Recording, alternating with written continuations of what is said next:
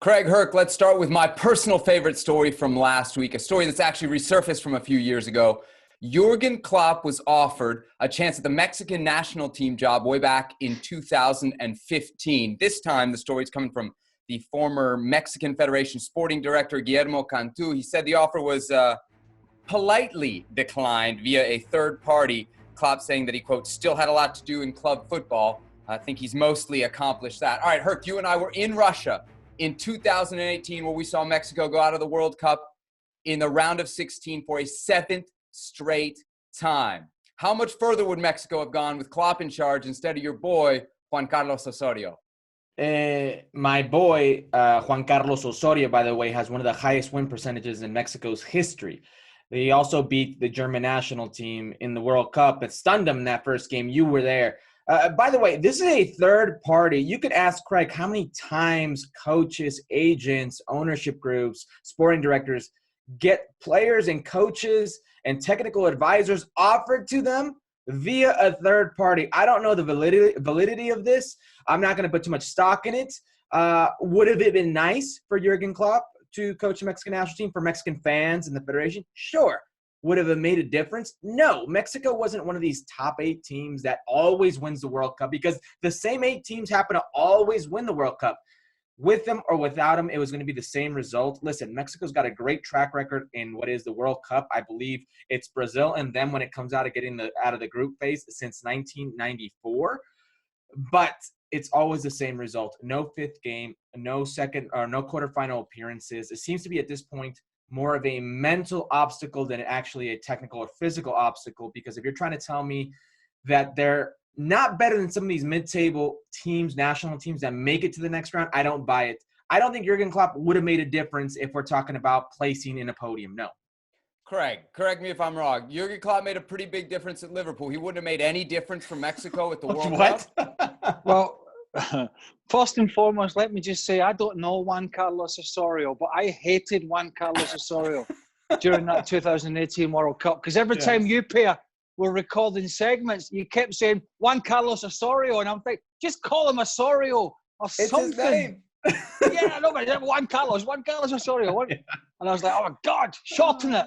But look, if Mexico did want to hire somebody like Klopp, and as Herc said, we don't know for sure, I would say fair play, because clearly he is one of the most sought after and best coaches on the planet at the moment, has been for a few years. Unlike the US, who went out and got Jurgen Klinsmann and then went back down the route of Bruce Arena, which failed, and then obviously Greg Berhalter at the moment is not exactly a world-renowned coach.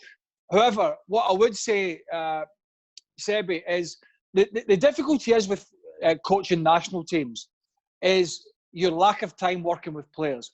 Now, Jurgen Klopp, to me, seems like a guy who is very much hands-on. Even though he has coaches, he's very much hands-on. He's out there day in, day out. He's working on the tactics. He's working on what he wants to do. He's working on the pressing. He's working on the man management. And so we're seeing that at Liverpool. We saw it at Dortmund, but we're certainly seeing it at Liverpool. And if he did walk into a national team job, like, say, a Mexico, that's going to be very limited, because you can't make the changes at international level that you can make at club football because of the time span, the time frame of working with players. So I think there may have been some difference, but I think, like Herc said, which you clearly ignored, by the way, it would have been limited.